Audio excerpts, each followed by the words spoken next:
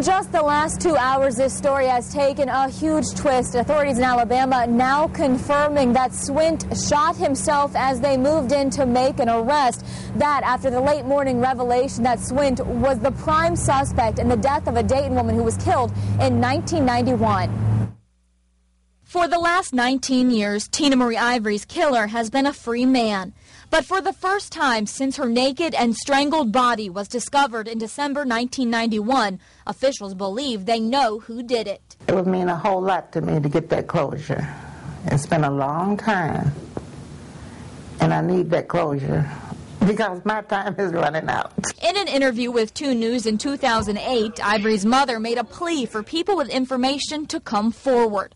She desperately wanted her daughter's killer caught. There's not a day go past that you don't think about your children. On Wednesday, Tommy Swint, a former Trotwood police officer, was indicted for murder, meaning investigators had enough evidence to go forward with a trial.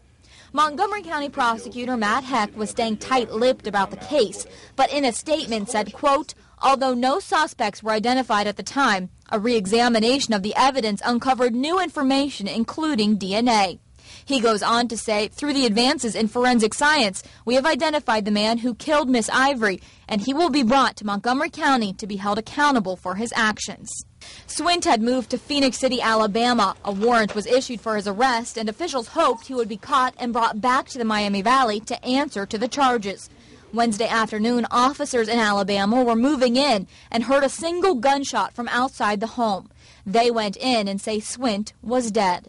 It's a disappointing end for investigators who have spent nearly 2 decades trying to get justice for Ivory. And just a short time ago, I talked to Montgomery County Coroner Ken Betts, who tells me he wishes they would have had the opportunity to interview Swint, but since that is no longer an option, he says they will continue to use DNA to see if he possibly was connected to any other cold cases. Reporting live downtown, Megan O'Rourke, 2 News on your side.